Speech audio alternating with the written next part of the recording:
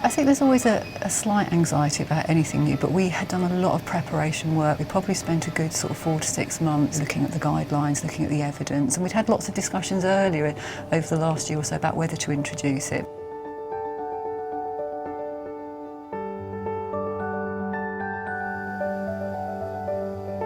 We used a lot of CPAP, so trying to move away from ventilation when necessary, but there was issues sometimes with weaning babies. You could see they're often quite uncomfortable. We first did our policy in May 2013. We decided to actually make it quite a conservative protocol. We deliberately didn't put any babies less than 1 kilo onto nasal high flow. So any baby on more than 40% oxygen, on more than 6 centimetres of water on CPAP, or who had had frequent apneas in the previous 24 hours wasn't considered. Even within 3 months, 4 months of starting to use nasal high flow, we could start to sort of roll out a slightly less stringent protocol. Everyone became very familiar with it and very happy with its use. 6, 7 months later, we were using it as a primary mode of support, a secondary mode of support, and also in babies down as far as 26 weeks gestation.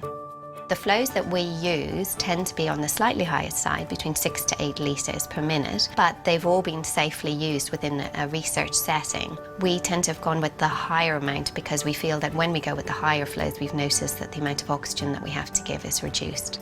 We set quite stringent criteria that have to be met before we'll allow a baby to be orally fed. They have to be on less than 25% oxygen, typically 4 litres of flow or less, very stable.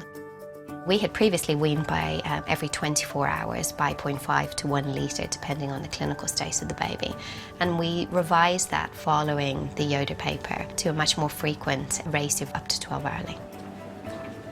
I think good preparation is absolutely essential, and that could take sort of several months before you implement it. Know your team, know how your team learn, look at their learning styles, look at the busyness of your unit, and really engage people and empower them, because then they own it and they're going to take it forward in the clinical area.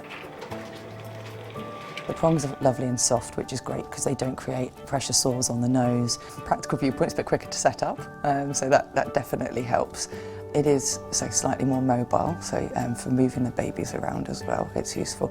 I love high flow. I think that it's very good from several different aspects. It's good for their development. They're able to get their hands up to their face much more, which is really quite important in developmental care.